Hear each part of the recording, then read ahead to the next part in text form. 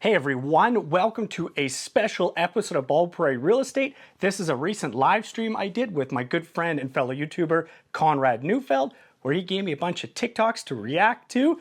Without further ado, here's the video. What's up everyone, Conrad.Neufeldt here, and today we are covering real estate TikToks. And of course, I think it would be way more fun to do it with someone else. So I brought along a good friend of mine, Matthew Pfeifer from the Bald Prairie Real Estate YouTube channel. Together, we're going to go through some of these TikToks, really analyze them, hopefully have some fun along the way and learn something as well. And of course, if you've seen my channel before, if you've seen my content and you're a fan of it, then you should definitely go check out the Bald Prairie Real Estate YouTube channel. He has some fantastic content out there as well. I'm a big fan of it. So I put the link to his YouTube video or YouTube channel rather in the description below. You can go ahead and click that. Make sure you subscribe to him as well. And with that, Matthew Pfeifer, welcome to my second ever live event. I'm excited to be on this event. Thanks very much for the awesome introduction.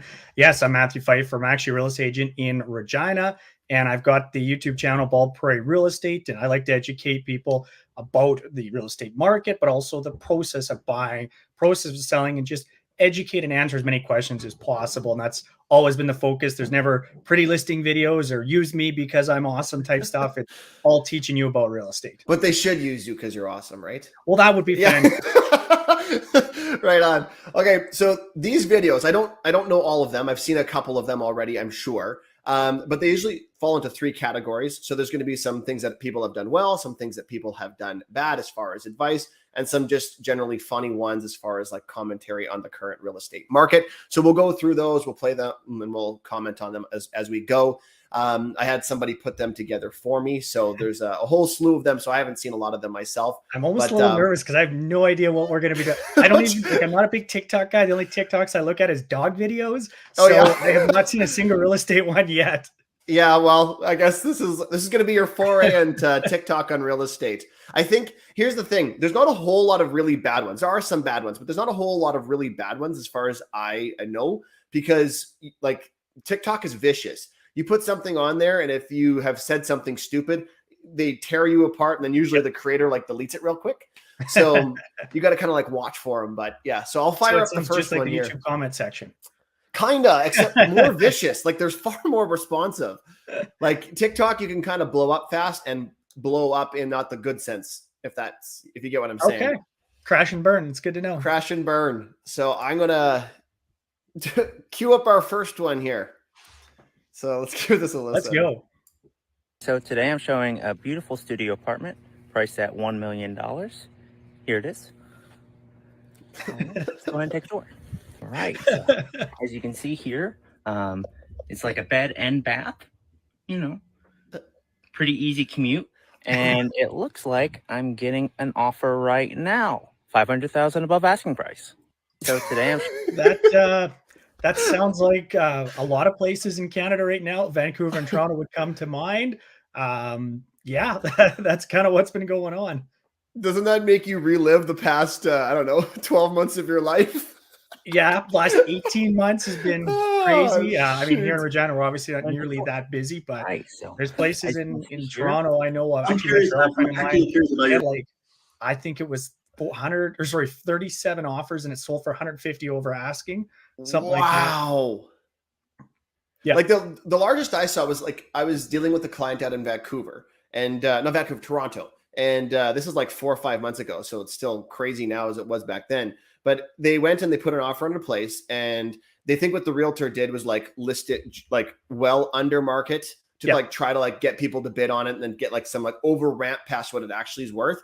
A lot of that happened. Yeah, it screws things up though on the mortgage broker side, because the lenders, they see the listing and they're like, my God, this thing is listed for $950. Why did you offer $1.4 million? You know what I mean? Like you're overpaying 50 grand, but of course you get an appraisal. It's like, oh, it's actually 1.2. But then, I mean, I would hate to be an appraiser in today's market because my gosh, that's got to be tough. It would be really, really tough with how crazy things are. Comparables, like what do you even draw on? It's nuts. All right, here's another one. Guru exposed. Okay. Yeah. I actually have seen this one before. This one, do you know this guy? No, I have no idea. What is his name? Ty Lopez. So So that was the guy "You're that in my used the garage." sweet garage, yeah. Yeah. It's like, do you know what's better than all these cars? Knowledge. Yep. You know, that's how he would say it. So, and I always got a kick because I watched this guy for like, I even watched some of his like course material. And I mean, he's not wrong in a lot of the things that he says, but he's not always right either. Like he's always close to being right, but not like the full way kind of thing. So you'll see what I mean, even on this clip itself. I'm curious. I'm actually curious about your real estate chops. All right. So give me the formula for a cap rate. Can you define what a cap rate is? So let's talk about real estate for a second. Those two. No. Define the formula of a cap rate. Do you know what a cap rate is? Absolutely.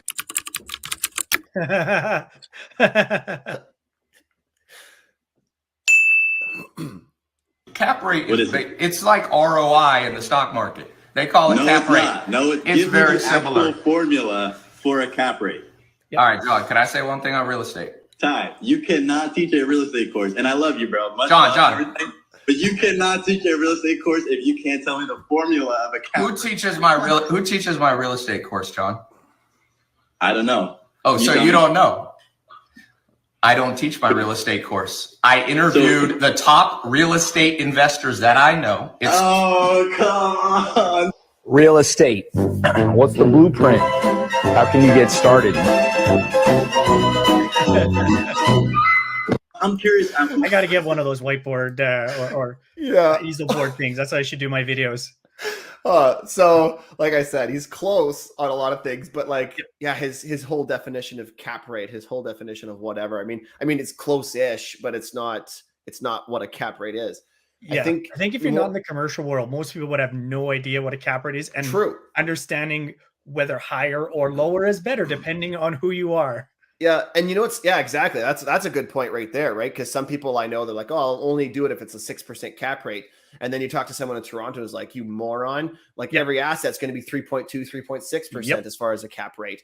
And I don't know. I just think it's funny, but I think it's more so than anything a good commentary on the fact that online there are a lot of people and a lot of professionals or experts or whatever willing to give lots of advice, and some will even charge you for it.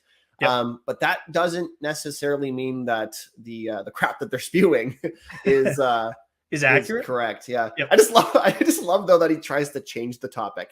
It's like, let's talk about real estate. It's like, no. You got to deflect, right? If you don't know the answer, you got to deflect. But I'm like, but he's teaching, like he teaches a commercial real estate course. So it's not even like he's 101.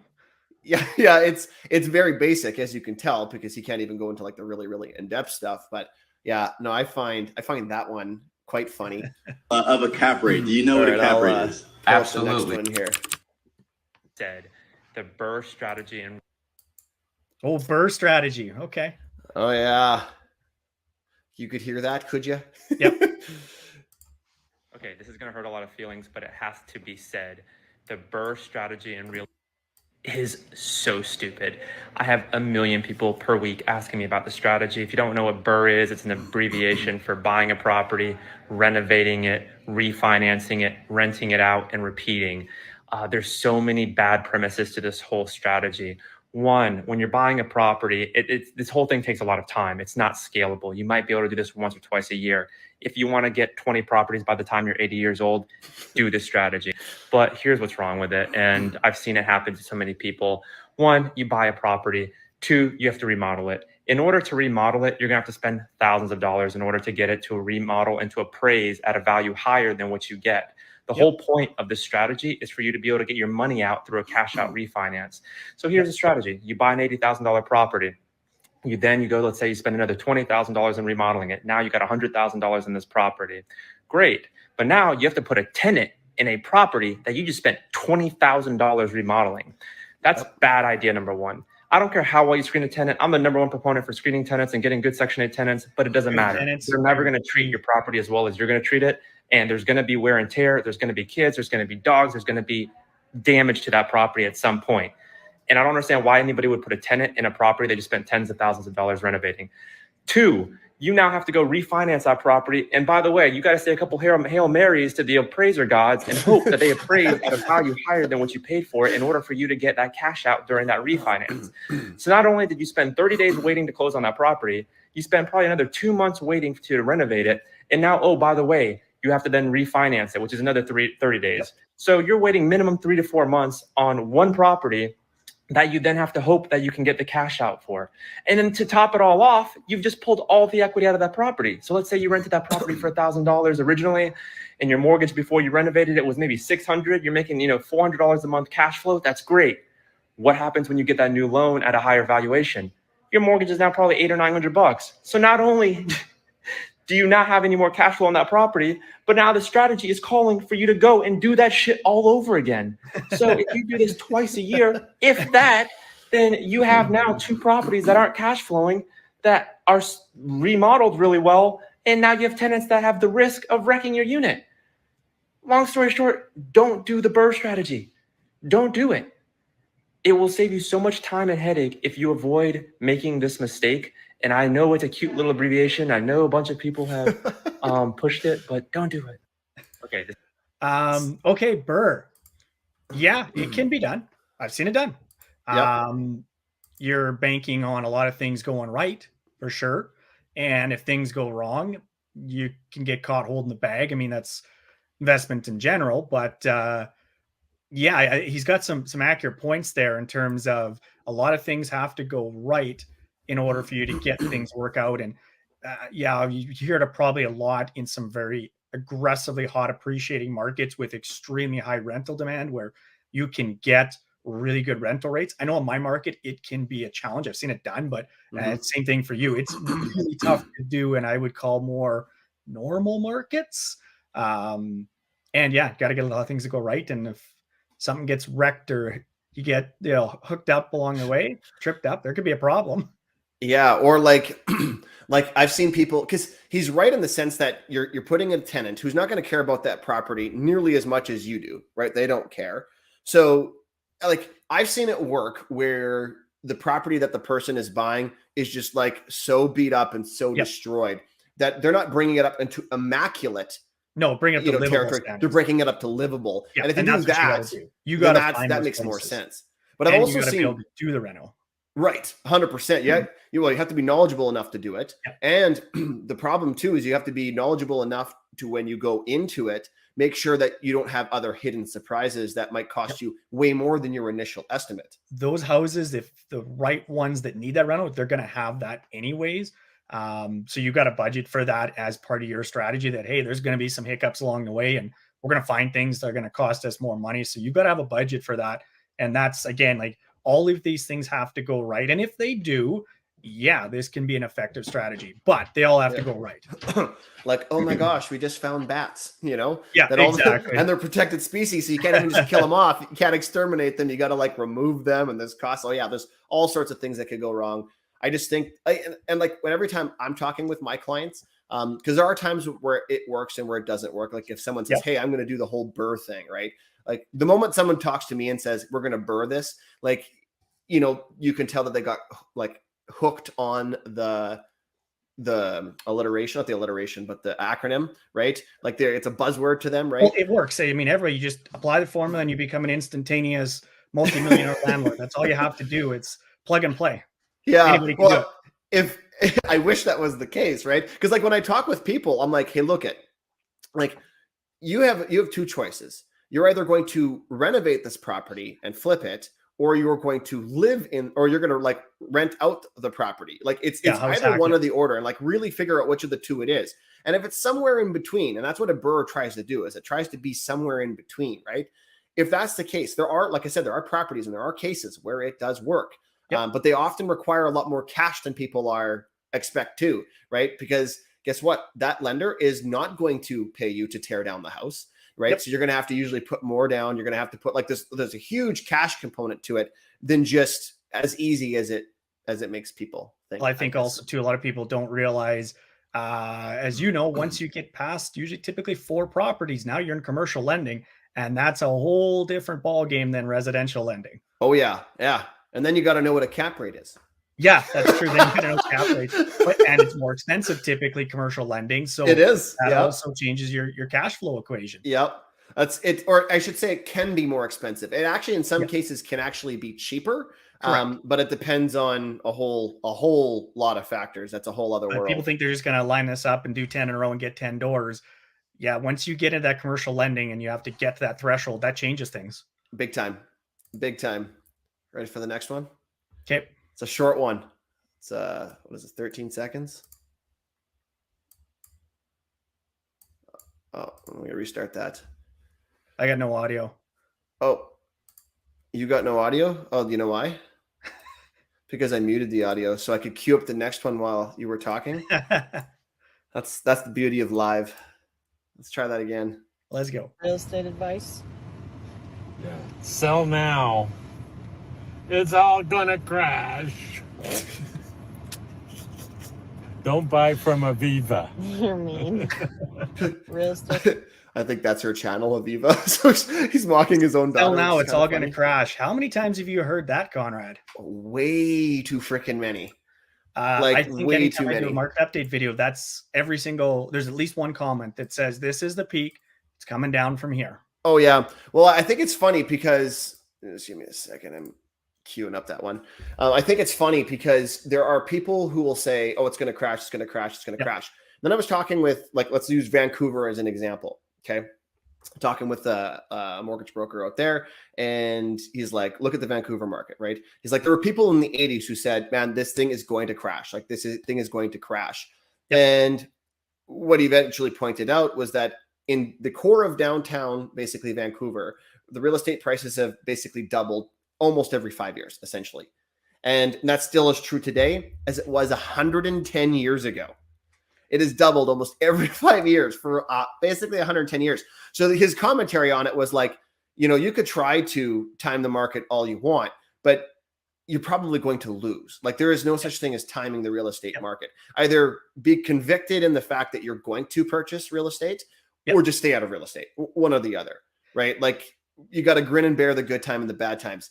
The best explanation I ever heard about real estate was it's like someone doing a yo-yo on an escalator, you know, like there are ups and downs at the yo-yo, but it the always overall trends trend is in one direction.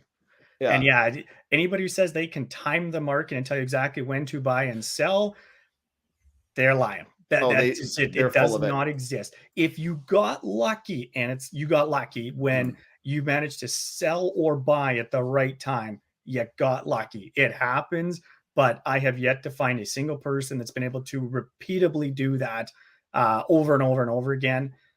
It's just what happens. And like you said, you got to commit. If you're buying, you're buying. And I always tell my buyers, look, you're buying a house because it's going to improve your lifestyle and you're going to be there long term. So you got to be willing to accept that there's potentially some ups and downs along the way. Yeah. And that's good advice because I do genuinely think people think that if they do enough research, if they do enough whatever, that they can like both time their purchases and their sales. I've seen it both ways, right? Where people are like, oh, I'm not going to buy now because it's going to crash. And the irony of that is because in 2019, so you already know what happens to home prices since 2019. In 2019, I remember sending out an email, and this was like an email to like basically our database, or at least a portion of our database, and being like, hey, now's the time to buy, because we had like a whole influx of applicants that couldn't buy like in previous years, that we had like made this list of them and said, hey, like we'll review your pre-qualifications. We'll make sure that you can buy right now. And I remember getting emails back from people being like, no, we're just not going to buy right now because we believe the market's going to crash and we'll buy then. And I was like, no, guys, like don't try to time the market. Don't try to time the market. Just like if it makes sense for you. Yeah. Buying it. If you're like, hey, I'm going to be in this city for like the next 6, 7, 8, 9, 10 years, then maybe it makes sense. Like if you're planning on leaving in 2 years, don't even bother. No, right? Like totally makes sense then. Like there are times where renting makes sense and times when buying makes sense.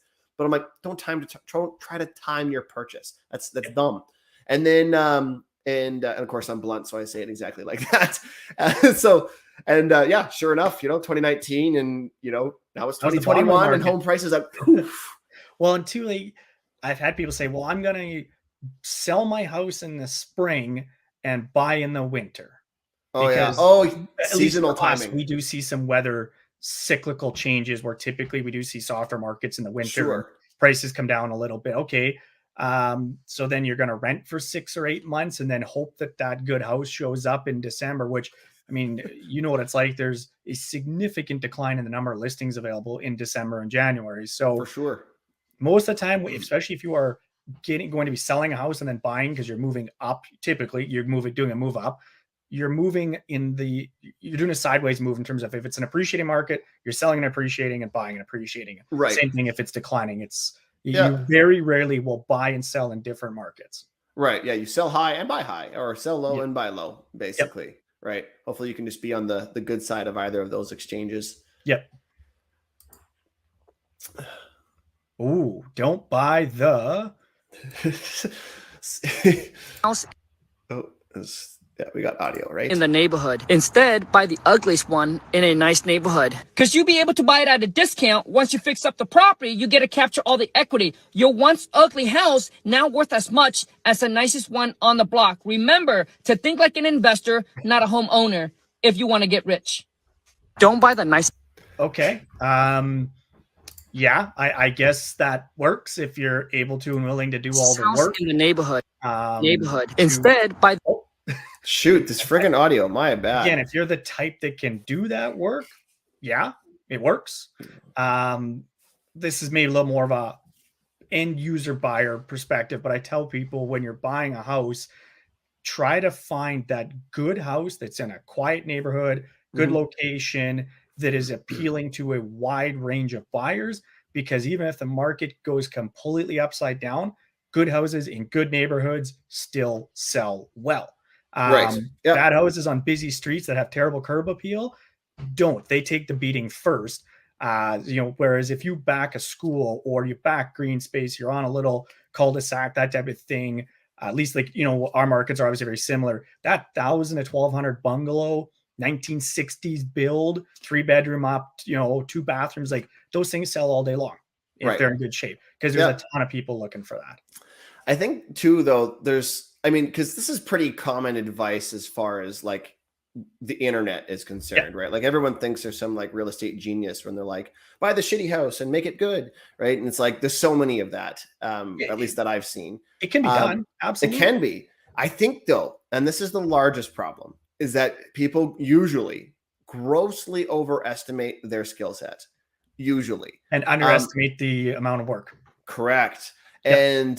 And it would baffle you who makes those mistakes, right? Like I know some people who are like past clients who have been very, very, like they're very, very well established in trades. They should, in theory, know exactly how long things take. They should, in theory, but that's the problem is they're like, oh, I'm going to come home after work and I'm exhausted from 8 I'm going to build the basement or I'm going to build the whatever, right? And then what ends up happening is they come home from work and they're like, I'd rather a beer. And then their 2-month, project turns into like a 9-month project, turns into a whatever, right? So, and I've shown a lot of houses that you can tell it's exactly what somebody did. Buy what they thought was the crappiest house in the street or the neighborhood, and they're going to fix it up, and they're being foreclosed on. I have been through a lot of those houses over the years.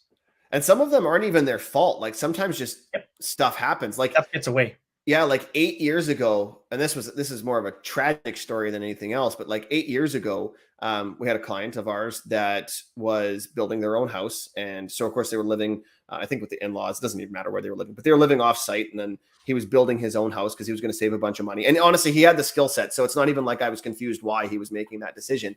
But he went and he was building his own house. And while he was building, the roof fell off and broke his back. And of course, because he's building his own house, he's not at work. There's like all sorts of insurance. All sorts of insurance stuff that goes with that. Right. And so, he had no workers' comp. He had no whatever. Right. And now what do you do? So it ended up being the poor guy. He ended up having to walk away from his walk away is a terrible, that's not even an intended joke. That's a really bad joke. That was not intended. He had to step away from his, I can't even stop myself. He had to step away from his house because he could not finish it. Costs ramped up and then he was just done. And the market would have been turning then too.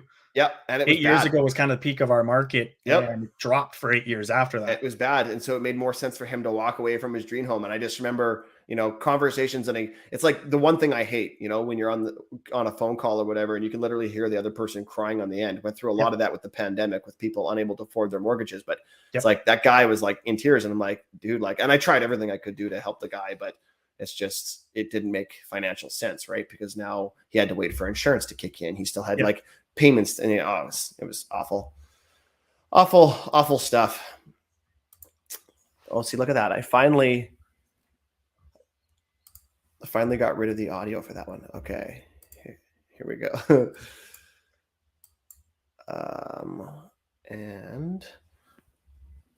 And go. Here we go. Oh, or not. So a lot of people have been asking me how I got a 2-story apartment in New York City for only $800 a person. So I figured I'd just show. So this is the downstairs. Nothing crazy. It's all we need. Nice little couch. And then if you look right there, there's the stairs, and then there's the upstairs. So a lot of people have been asking. I gotta stop. Where did he say his stairs were? Right there. Yeah, look at these stairs. That's amazing. I've seen a variation of this one, but it's gunshots in the background. That's why it's $800 a month. But I think that's funny because there are certain representations on listings where it's like, hey, there's this and there's this, and you look at it and you're like, that can't be true. Like that can't be real. I saw one, and it was advertised as having a master ensuite, and I kid you not, they had just put a toilet in the closet. It was an ensuite, and the best part was it had the sliding doors too. Well, it's all a matter of perspective, Matt. You just gotta. Oh, and there was carpet in the closet still too. That is and there's carpet in the bathroom. Well, the bathroom was just the closet. Literally, they had just pumped in a toilet into the closet. Yeah, but they never got rid of the. No, they just left the carpet with the sliding doors and the mirrors on the front. That's fantastic. That's amazing. Yep. Oh my gosh, that's way too funny. All right, I'm gonna pull up I've got a whole photo album of weird things I've seen in showings, and maybe one day I'll do a video on just the weird things and the photos I've taken over the years. Oh, please do. Oh, what's funny? So we had a client one time that, and this had actually nothing to do with the property, which was funny, but there was a contentious in the issue between the original offer and the counter offer, and it had to do with a a coat rack, and it's like coat rack not included, and so that the counter came back, no, we need the coat rack, and like they had this disagreement on this coat rack. So of course, me and my business partner Mitchell were like, what in the hell does this coat rack look like? Like this has to be a crazy, amazing special coat rack or something. Like maybe it's a fix of the property and would cause damage to remove it, or like turns out the owners, which makes sense why they wanted to keep it, it was carved. Like it was just a piece of wood, but it was like carved and sanded or whatever. And it was like something that their grandpa had made them. And the grandpa had since passed. And so that made sense. Yeah. But the buyer wanted it because they didn't know why they wanted to keep it so bad. So the buyer wanted it because the seller wanted it. And now we're fighting over a damn coat rack. And now they're fighting over. And then once they realized, like once the seller or once the buyer rather realized why they wanted it, they're like, oh, never mind. Yeah, we don't need that. We thought it was like a fix of the house or whatever. But I was just like, and for a while there, everyone was going over, like arguing over this coat rack. I'm like, how important could this coat rack be? Like exactly. The sale is going to fall apart over like what? Like a $250 coat rack at most? No, worse. Homemade coat rack. All right, here's the next one. Well, I can see where this is going to go. Yeah, I've actually seen this one, and this one's friggin' hilarious. I think this one looks familiar. Is that Oh, yes, I have seen this. Have you seen this one? It's fantastic. Excuse me, is that apple for sale? Yeah, we're about to put it on sale right now, actually. Well, I'm in the market, so tell me about your apple. Why should I buy it? Nice try. Okay, people, here's how this is going to work. I have an apple here. The highest bidder's going home with this. I want all bids in the next 2 minutes, then we're closing it. Bidding starts at $5. Feeling pretty confident there, huh? I mean, don't you think? $10. He said starting at 5. 15. Is this a new apple? Yeah, just listed. I'm pre-qualified. I'll pay cash. I got cash. 20, 30, 40. No, just make it 45. Is it even worth that? 50. I don't know. Please, this is the eighth apple I've tried to buy. Could I at least see it up close? Nope, it's an apple. You know what it is. You either want it or you don't. I'll take it for 100. What? I'm from California. It's the cheapest apple I've ever seen. 120. Why did I do that? I don't know. That basically encapsulated, I would say, February through June of our market. It got nuts. Yep. Utter insanity. And we were, at least like here in Regina and in Saskatoon, wasn't crazy. I mean, I heard of a guy out in Ontario, they had 95 offers on a house. How do you 95? 95? Like, let's assume you're going to take at least 10 to 15 minutes to read the offer. Like, that's not how it's going to go, but let's assume you did. How many hours are you spending just reviewing 95 offers? That's crazy. That is nuts. Well, it's 25 hours. That's the answer. It's 25. It would take way too long to do all that. And yeah, like even when my wife and I we bought in April, April, we took possession, and this house came up. We liked it. We were pretty excited for it. We booked the first showing that we could on it and put an offer in at full price. And they said no. Wow. And which for our market was like, are you crazy? You just got a full price offer and you said no. And not even a counter, literally just no. And so then that evening I was doing showings in the neighborhood. My wife had gone to work and I drove by the house a few times and there was literally people lined up out the door, like cars. I'd be 2 in the driveway, 2 down the street, 2 around the corner. And I knew all the agents because I could see their cars and everything like that. And every time I drove by, everybody just shuffled up one. And I didn't tell my wife this because I knew she would panic if she knew what was going on. And it was a multiple offer situation. We ended up getting the house. And I told her after about all this. I wasn't sleeping well. I was pretty restless that night. And she was okay. Well, now that makes sense. But I wasn't going to tell you because I knew you would freak out. Like, and so imagine this. You and I are both very experienced as far as like buying and selling houses. We've been doing it for, a decade plus. Could you imagine being a first-time home buyer going through that experience? Like, it's already stressful to begin with. Like, my God, going and seeing that would be just, and I think that's part of the reason why a lot of the emotions got into some people's bids. And people would be like there's some realtors that'll be like, you got to do a no conditions bid. That's right? The norm, and unfortunately, a lot of markets in Canada. I know, that's and it's dangerous. The exception. And it's dangerous. Like in Toronto, it's crazy. I'm like, I'll have clients that will be like from Toronto, for instance, and they'll be like, yeah, we're putting in a no conditions offer. I'm like telling you right now, do not do that. If you lose the house, I don't care. Just do not do that because I've seen it go so bad and it's not good. It's so frustrating, but unfortunately, that is basically the reality now in a lot of markets.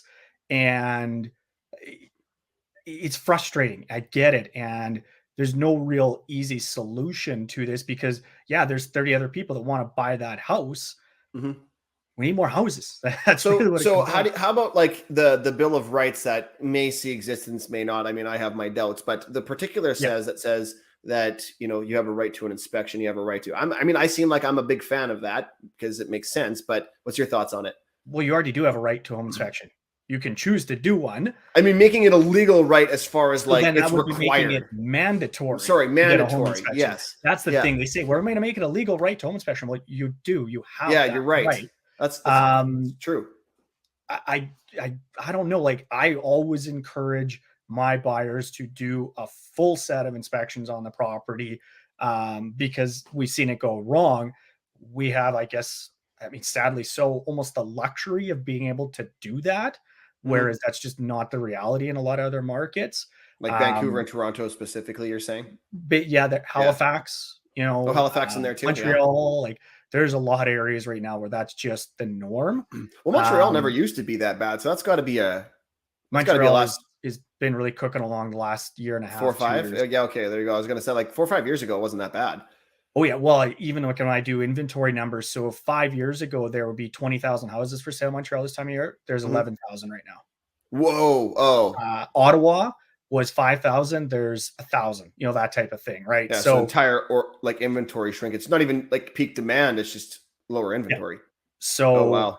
I guess if you want to make it mandatory for home inspections, I guess we could do that. So dangerous not to do that. You know what I mean? It is. But I guess, you're right. What other options are there? There's not. I know, and it's one of those things like, okay, is that the direction we have to go? I mean, that to me seems like a Band-Aid solution though, because now everybody has to have a home inspection. Then the next, war of escalation is, like you see it, no financing condition.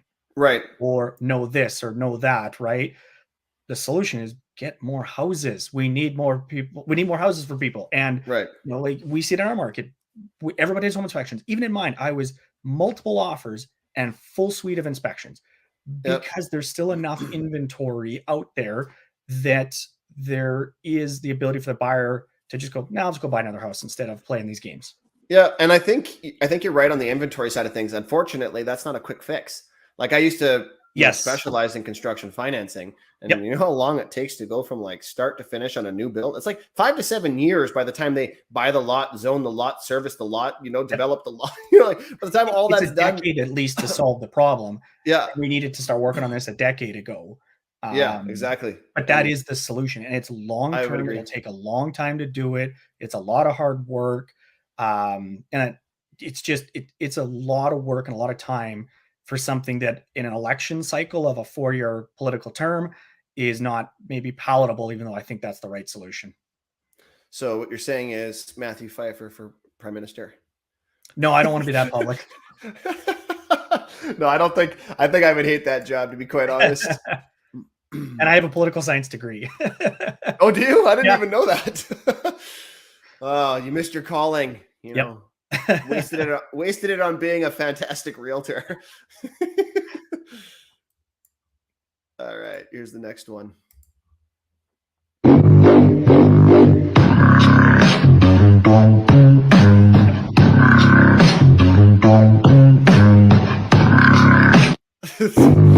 Yeah. Okay. So this is realtor speak right here. Cozy home. Yeah, it's tiny. Whenever I see listings in the realtor comments and they say it needs TLC, I tell my buyers it's a piece of crap. Like I don't even have to go look at it. I know what the realtor speak is. All that stuff it's 100% true. Like when people say to me, "Hey, what does TLC mean?" I'm like, total load of crap. Like ooh, that's a good one. I'm like, that's what TLC means. It's a total load of crap. Because that's usually, I've seen some pretty creative listings though, where people will be like, I don't even know, like, they'll say comfy bedroom, and then you'll be like, what the hell does a comfy bedroom mean? And then you'll realize that the master bedroom is like smaller than like you can fit a bed, and like that's the master bedroom, right? Like it's comfy. When I do listing appointments, one of the things I talk about is you've got to make the house feel bigger than it is. So it's 1,000 square feet, make it feel like it's 1,200. Because I've had people say, wow, this house is way bigger than I thought it was going to be. There's way more space. I'd like to buy it. I have not had a single person go, oh, this house is way smaller than I thought it was. I feel claustrophobic and cozy. I definitely want to buy it. Yeah, right. Exactly. How about for like with pictures and stuff like that? Because I went to a listing one time, and this was a commercial property that I was looking at, and I looked at it, and online it looked amazing. It was like a 12-suiter, and I was like, this looks great. Like that looks like something I would buy. And it looked great. I went into it and I was like, my God, these rooms are small. Like, and I was like, and the condition was like terrible compared to like what I was led to believe on this paragraph in the pictures. So I'm not kidding. Wide angle lens I shouldn't use. Yeah. So you make it look bigger. Actually, time out. I instruct my photographers very clearly when they do photos, make it realistic. I tell them I want people to walk in and go, yes, this is what I thought it was going to look at. Of course, we need to make sure it's attractive. It's got to look good. But one of the worst things is you go to a house and you think it's going to be an 8 and it shows like a 6. And I've been through that. In fact, actually, one of the houses before we bought the house, we did. My wife had that house before we looked at it. The last house we looked at before we bought the one, we looked at it and went, wow, this like it looked like a 9. It looked really good. We went through on the listing. We were in that house for 5 minutes. Yeah, on the photos. I don't think we were in the house for 5 minutes. And we just turned and walked out. And I phoned one of my friends, another agent in the business, and she asked how it went because she was going to show people that house that evening, knowing that I had gone in there, knowing that we would buy it if it was the right house. And she was basically just like, am I wasting my time? Are you guys going to write an offer on this house? And I said, well, I'm going to let you go see it, and I want you to phone me. And she phones me and she goes, shows like a 9 or looks like a 9, shows like a 6. I'm like, yep, that's exactly why we're out. 5 minutes. She goes, I think we were 7 minutes in the house. Yeah, like, and that's infuriating. Like, so we drove to Regina. So I drove 2.5 hours to go see this property because I'm like, this looks good. Like, we had a deposit on it and everything else already at that point. And I was like, we'll go see it. And like, I remember coming back and I was like, what the hell was I looking at? Like, what? But I went and I reread the listing and I re-looked at the photos and I was like, frick, I'd go see it again. Like, no, you got excited again. Yeah, I was like, this is like, I would buy that. And then, but I just remember thinking like, man, that whole like old adage where it's like under promise, over deliver, right? Like they're over promising and under delivering it. In my history of like in marketing and sales, that has never ever worked. Well, like, and I got a real funny story, and then we'll go to the next one. A friend of mine out in North Bay, Ontario, agent there, and he got a lead on one of his properties where people have looked on Realtor.ca and sent an email saying, you know, I'd like to see this property, get more information. And the comment was, F you, you scumbag, you preyed on people's emotions. And I hadn't seen the house, but I read the write-up. It's a very nice write-up describing the property. It was a house that had been in the family for like 30 or 40 years. So he talks about, you know, the family being raised there. Like, I actually thought it was a very nice, heartwarming write-up telling about the story. And I don't know, I didn't see the photos. The photos looked to me like it was fairly reasonable. Knowing this guy, I think, you know, it's going to be kind of what it was described as. But I just thought that was really funny. It was F you, you scumbag. And so I emailed him and said, can you write my listing descriptions from now on? Oh my gosh. I mean, I guess on the flip side of that, if you are so good, if you're such a wordsmith, such a poet, that you elicit that strong of an emotional response, I mean, I can't even be mad at that point. Yeah. That's amazing. Yep. Oh my gosh, that's way too freaking funny. Okay, I'll pull up the next one here. Oh man, the comments online or the comments that we receive sometimes are amazing. Yes. Oh, here we go. I love these ones. How do you start in real estate with little or no cash? It's a question I get all the time. Let me give you my top 3 ways to start in real estate if you don't have any money to start. Number 1, wholesaling. Requires no real estate license, no money. You don't have to rehab a house, nothing. Number 2 is short-term rental arbitrage. Basically, you get a long-term lease on a property and you rent it out short-term. You can make good money in the middle. And my number 3 way is real estate sales. Become a real estate agent. While I'm not a fan of this for the long term, if you have no money and you need to get started, it's a great way to start. Those are my top 3 ways to get started with no cash. Hit the... So that's what happened with you, right? Yeah. Like you became a real estate agent because you're like, hey, I want to get into this and I got no cash. Yeah. Okay. Let's start with the third one, and then I got some commentaries on the first 2. Surprise, maybe to some people, I as an agent don't actually get a discount on a house. Being a real estate agent, I pay the same price as anybody else does. And people say, "Oh, you know about the houses before." Sometimes, yes. If I phone up my buddy, "Hey, what do you got for new listings coming up?" But when they hit Realtor.ca is the exact same time that they get posted on the MLS system. So typically it's like sometimes there's an hour, 2 or 3 delay, but that's about the most. And I have yet to been able to buy a house with no money down. Again, I'm a US video there. I'm guessing by the terminology that they're using. Yeah. Except for wholesaling, rental arbitrage. Full stop. You need to have the proper income ratios and debt ratios. That's just the way it is. Well, and how about this question, Matt? How much does it cost to become a real estate agent? Lots. So let's see. My course originally, I think, was about $2,500 or $3,000. And then in Regina, we did an additional course that was another $1,000 or something like that. And then you've got to buy all your material. You've got to get your license. You're going to be into it a fair bit.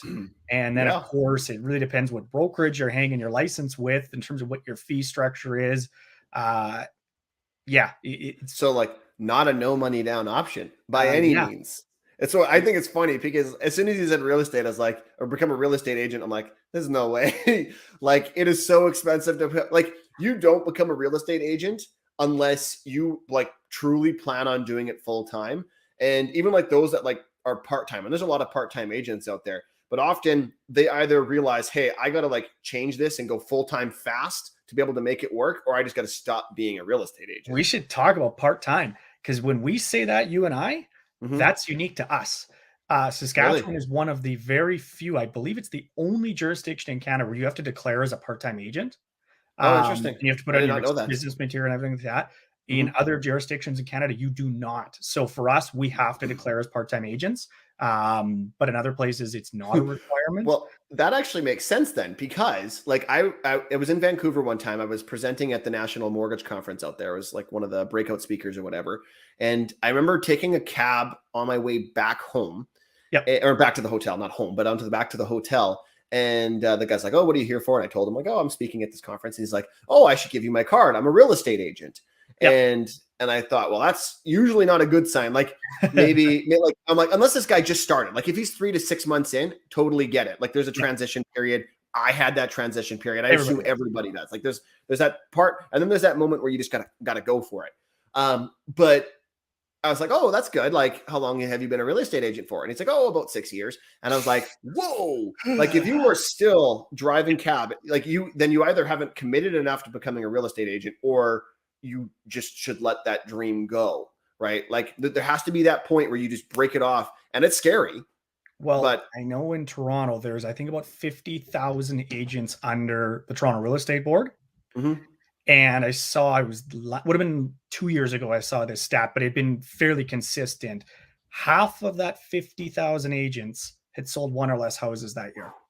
So they're not surviving, because that's by the time you pay your fees and everything else. Part-time people that they just want the license to go sell 1 or 2 houses and call themselves an agent, I guess. There's no money in that though. I don't think so. Yeah, personally, like even for me, when I like became a mortgage broker, this is I had like my honors in business. I had all of that stuff, right? So I knew numbers well. I remember I was 24. So I'm 34 now. It's been a decade. I was 24. And I remember leaving a 6-figure salary job to go into mortgage brokering, right? That next year, I made $18K.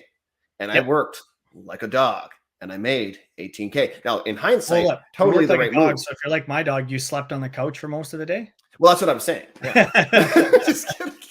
No, but like... So we got to update that saying. Yeah, I worked like a Canadian, I guess.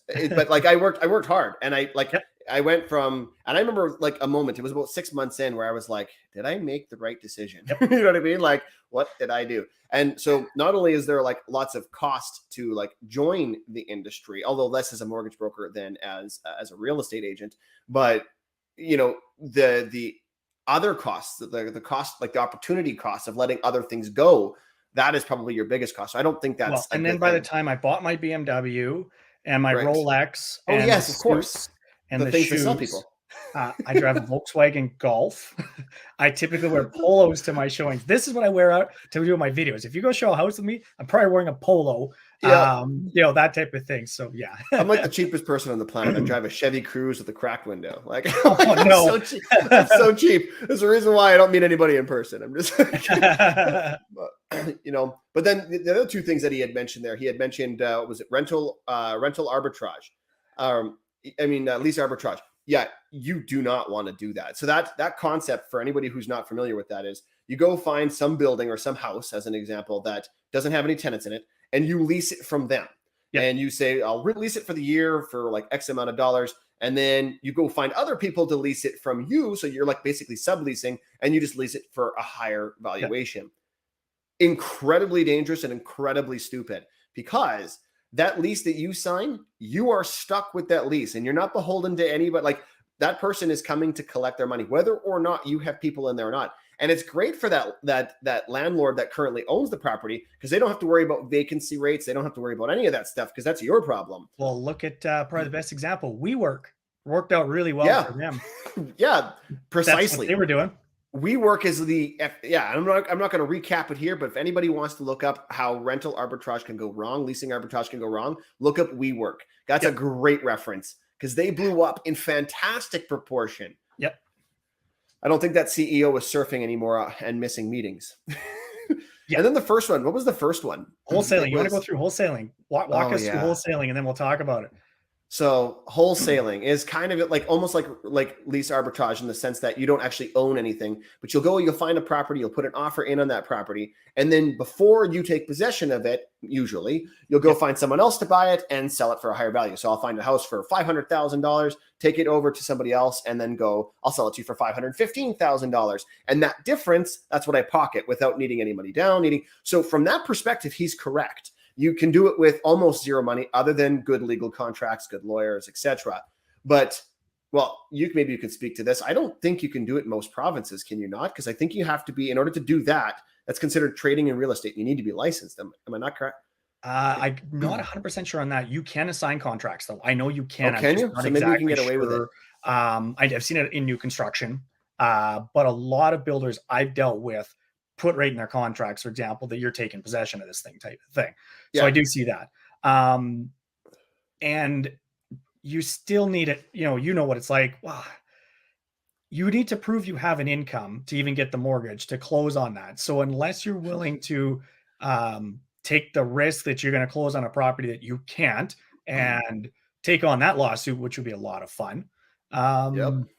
It's not something I would play. Close it in 10 days before having to remove conditions. That would be that would be your window is 10 days.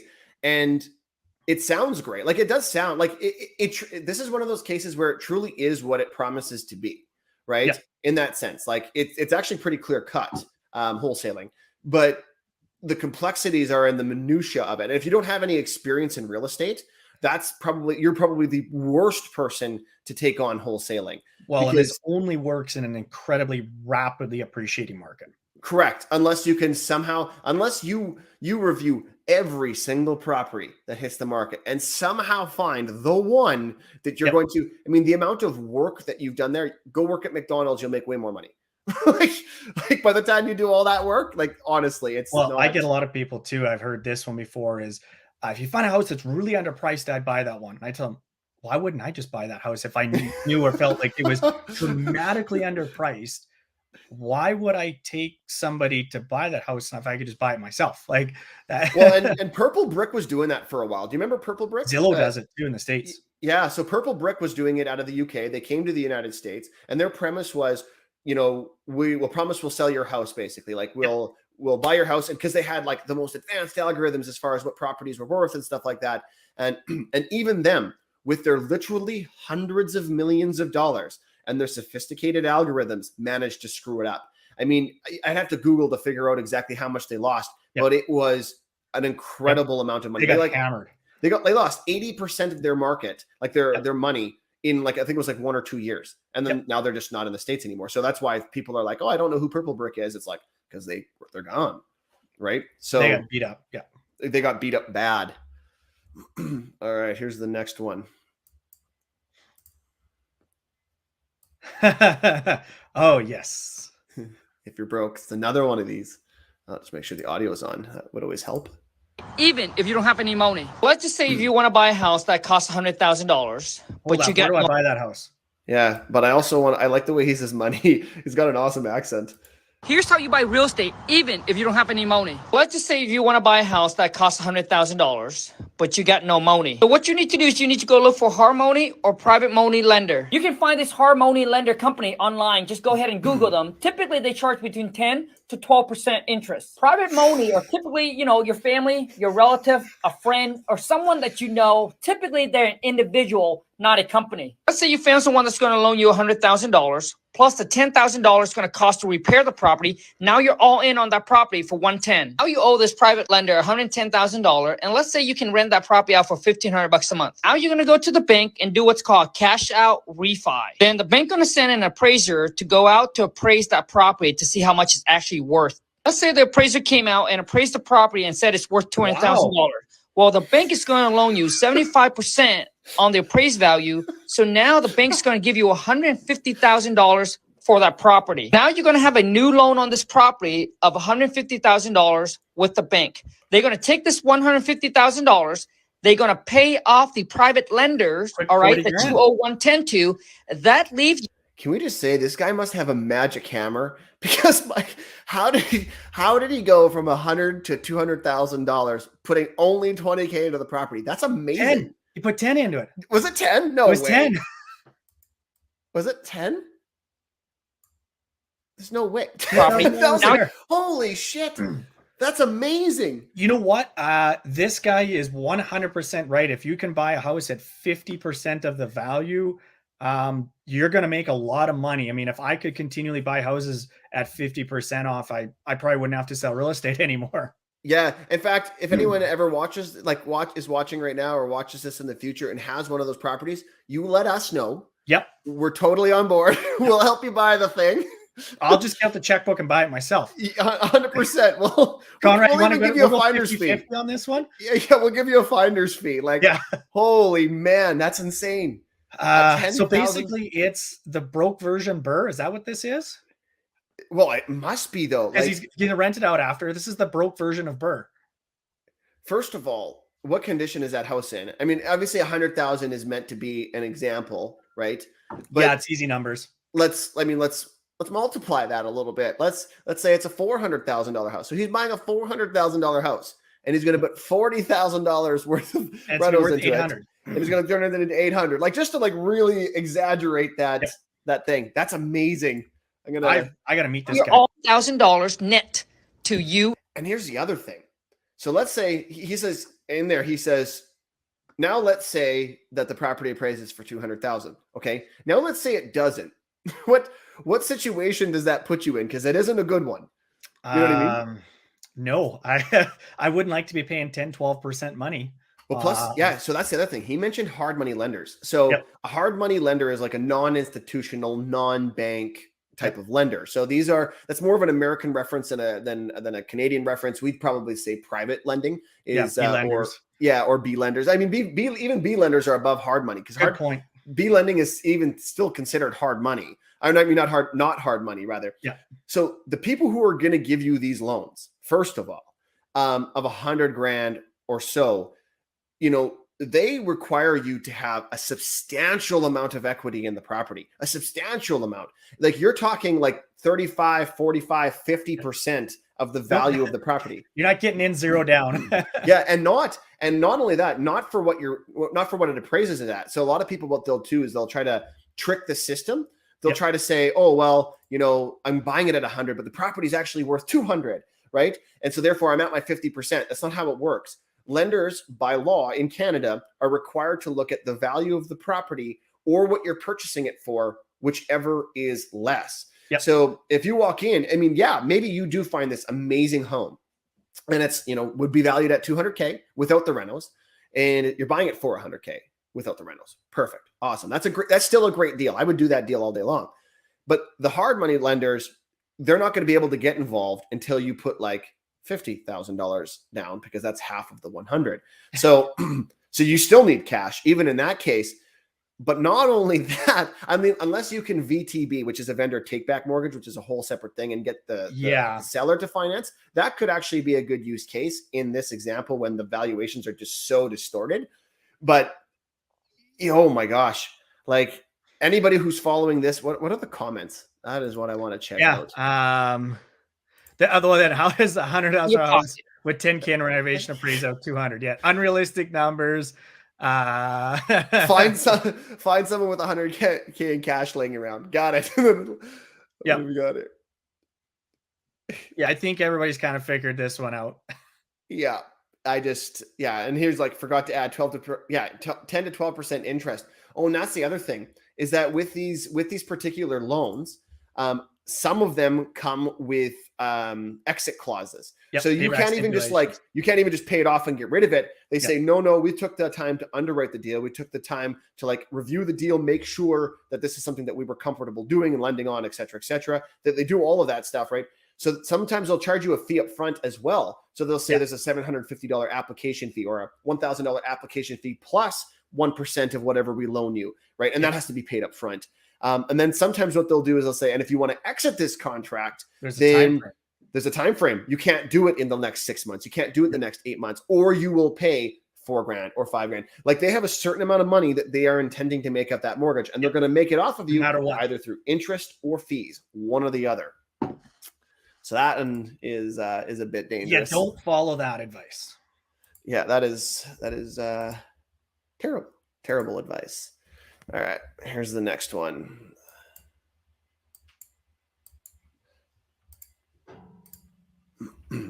Tell me you're a real estate agent without telling me you're a real estate agent. I'll go first. Hello? Ryan, how's my open house going? Your open house? I'm there right now, and it is packed.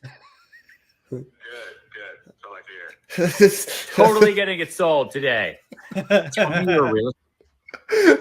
That is exactly what my open houses look like. Do people even do open houses anymore?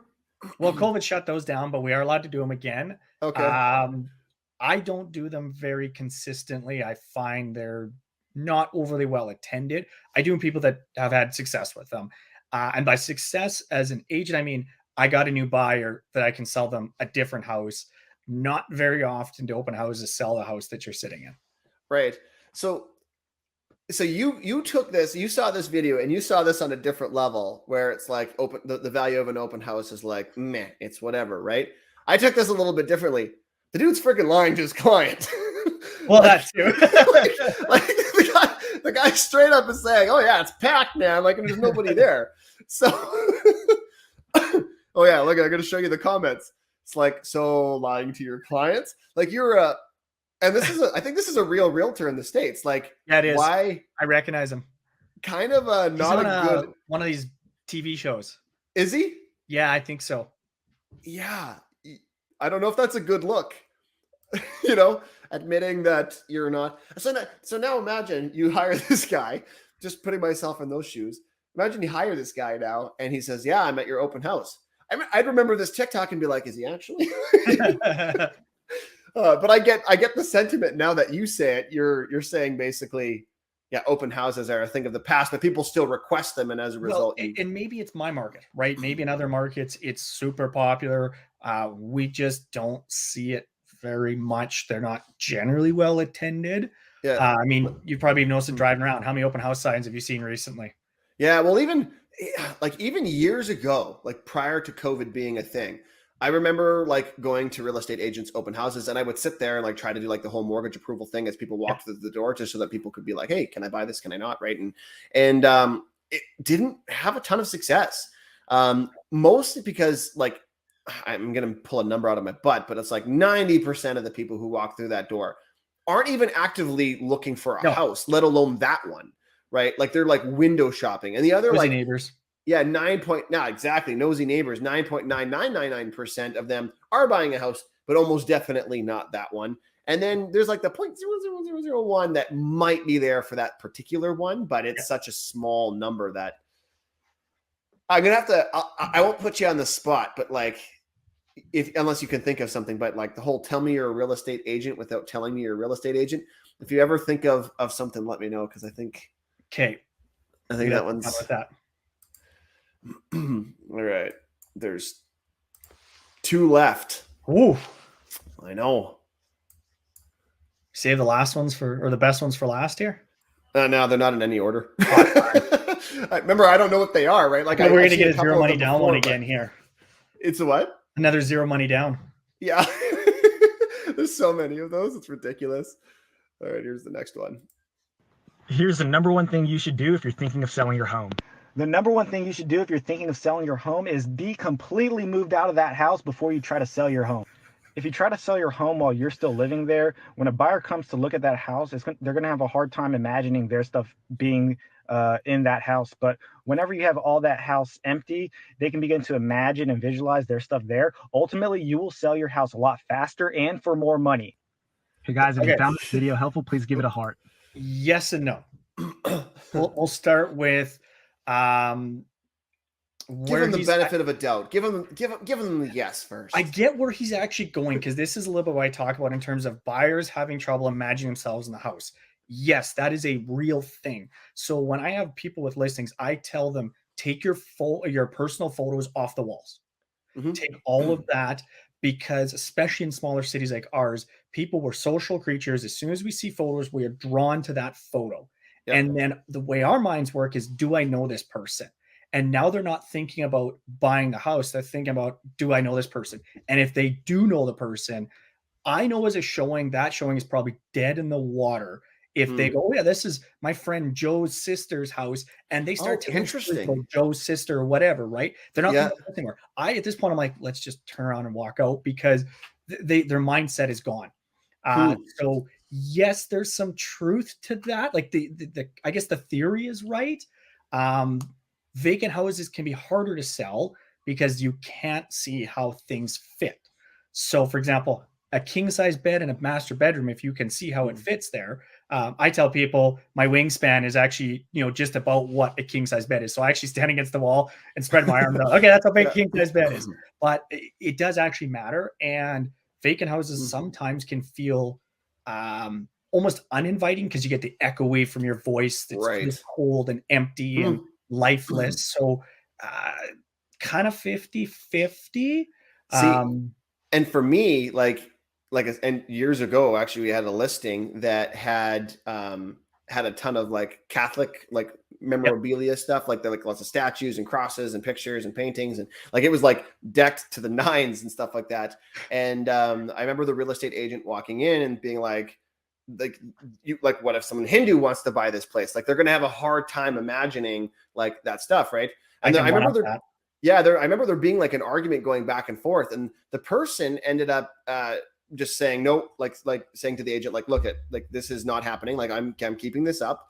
And so they did. And it took a while to sell until eventually another Catholic couple came in and was like, oh my gosh, this is lovely. What a beautiful home. Yeah. And all of a sudden it was the opposite effect, right? So, I mean, it had that thing, but it's interesting that you mentioned though, with it feeling vacant. Cause my first thought wasn't even the house perspective. I guess I'm a finance mind, so that makes sense. But I thought instantly, what's the cost? Where are these people living that they can just afford to move out? There's that too. I'll back this up one step. You talked about what you saw in that house. I was in a house, and I kid you not, I should have taken a photo of this. We walked down the stairs, and they had a little kind of office space set up. And I almost think these sellers put this out on purpose for the shock value, because sitting on the desk, very blatantly obvious, was a copy of Mein Kampf. Whoa. And I was like, wow. There's no way. Yeah, there's no way that's an accident. So I assumed that was on purpose. But then I went, what were you trying to achieve? Unless someone's just casually reading Mein Kampf. Yeah. That's an interesting, wow. But yeah, I don't know. Vacant houses. If the person is maybe they've outgrown the house and they're really densely packed in there, that can be an advantage too. Because again, if it feels too cozy and claustrophobic, that can hurt you. I like how you use cozy there. Right on.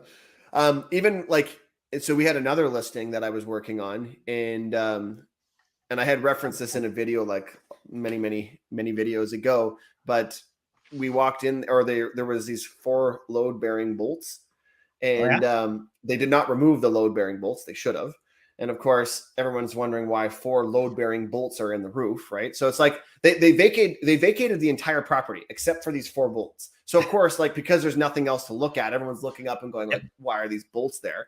And then, so we're like, okay. So then of course the inspector was like, well, we need to find out what those are for. Maybe there's a structural purpose for it or whatever. And no, it turns out it was for a sex swing. And that particular room was carpet. So all of a sudden, the offer comes back. It says gotta remove carpet. Yep. There's all sorts of, or even one time I went into a listing, and this is something I do now too. When I have clients that go into listings, because realtors, Matt, I'm telling you, they can be shysters sometimes, but I was sitting in the open house.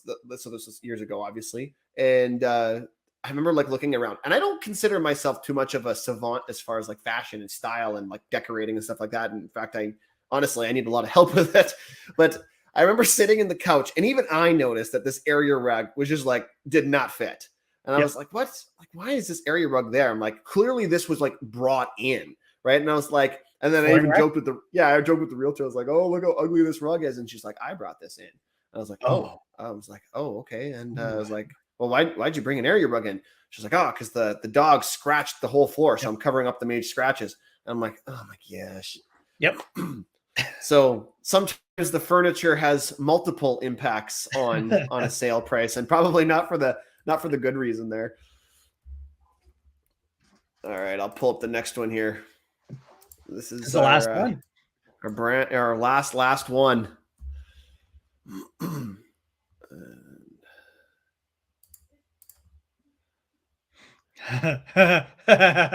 So here we have a carpet protector that was put down to protect the carpet, but instead, no, they cut the carpet out and put the carpet protector on the cement.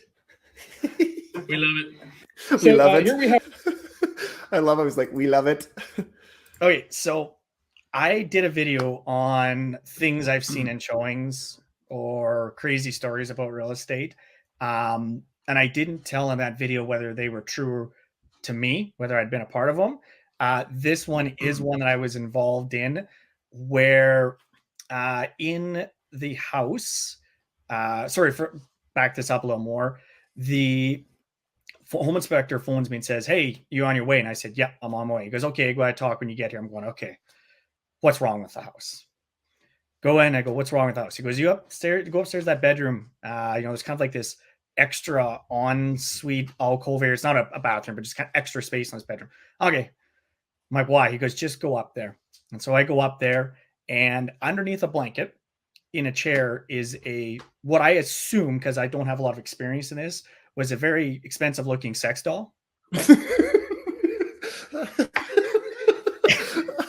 And it's really nice to know how you're going to react in that situation, because I'm pretty sure I ran out of the room crying. But then I now have to go, okay, the whole wait, hold on. Well, back up. How did you know it was expensive there, Matt? I don't know. How do you know a cheap one from an expensive one? It looked high quality. So okay, continue. But the other problem becomes now is the homeowners are going to be there in about 5 minutes. So how do we explain this away? But the bigger problem is the only person who had seen this house at this point was one of the parents. The other parent and the children had not seen the house. So we're going to have to do a full tour of the house, and I'm not sure how I'm going to avoid the sex doll. How did you avoid it? Did you like call it out, or did you just like hide it in the closet? I went up to the room and I put my back to this space, and I just did, here's the room. Take a look. I really hope you don't want to look behind me. Holy man, that's super, super funny. How like, are these adult children, or are these like kids? They were kids. Look, mommy, there's a doll. Yeah. Oh my gosh, that's way too funny. Yeah, some people's children. But I just think it's funny because even if you look at the carpet itself, I mean, that carpet's got to go regardless. Like, even look at the comments. It's like, I mean, let's be honest. No one was keeping the red carpet anyway. I mean, that's a pretty nasty, nasty carpet. But that is too funny. I was in a house once with a carpet on the basement walls. Just lovely. It was about that style and color too. It's like a decoration. Is that the intent? It honestly, it felt like I was inside of Elmo. Oh, so this isn't like a pony wall where it's like half up. It's like the full wall. No, it's the full wall. Oh, wow. That's amazing. It's like someone's like, oh, we got all this extra carpet. It's cheaper than wallpaper, I guess. But it wouldn't be. Wallpaper would be cheaper than installing carpet. Oh, man, some people's children. Well, man, I appreciate that you came on onto the live stream with me. My second ever live stream. This was a lot of fun. We'll have to do it again sometime.